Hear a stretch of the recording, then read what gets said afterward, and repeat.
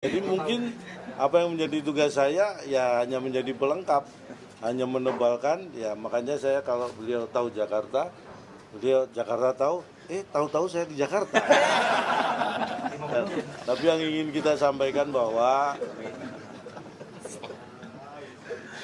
Mas Pram, Bang Dul punya tujuan yang sama, ini tujuan besar, tapi harus kita detilkan sedetilnya bahwa tujuannya adalah membuat warga Jakarta bahagia.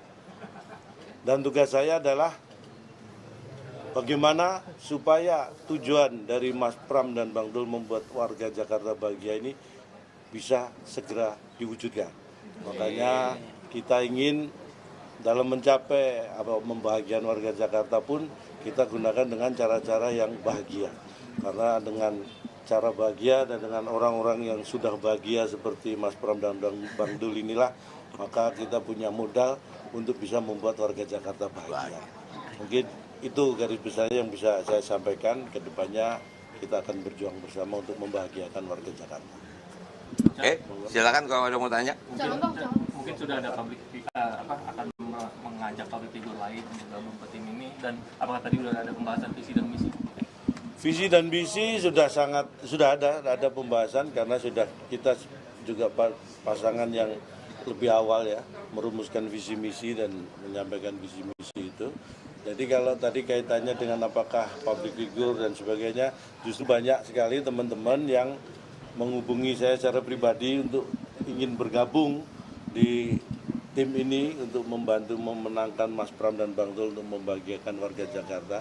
Jadi banyak sekali, tentunya itu akan jadi pertimbangan kita, tapi yang pertama adalah bahwa itu mewujudkan bahwa support dari teman-teman itu sangat luar biasa. Itu yang modal yang kita butuhkan juga. Cak, yang kita tahu kan Pak Ahmad Riza Patria yang sekarang menjadi Ketua Tim Ses RK Suwono ini kan merupakan mantan Wakil Gubernur DKI selama 2 tahun. Nah, kalau dari Cak Lontong sendiri agar bisa bersaing dengan Pak Ariza tuh gimana? Karena ada bekal pengalaman itu.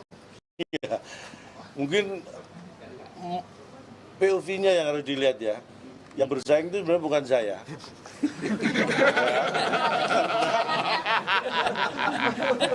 Karena kalau toh nanti, mohon maaf ini kan ukurannya mungkin disebut menang atau kalah. Kalau toh kita menang kan bukan saya yang memimpin Jakarta ya kan. Jadi beliau-beliau inilah yang punya kompetensi untuk memimpin Jakarta. Beliau-beliau yang sebenarnya ini bukan dalam arti bersaing sehat untuk tadi membuat warga Jakarta bahagia. Tapi kalau dikatakan sebagai ketua tim sukses mungkin ya, saya kira beliau pernah menjadi Wakil Gubernur DKI Jakarta, tapi saya bukan bermaksud apa-apa ya. Saya sudah pernah menghibur beberapa gubernur.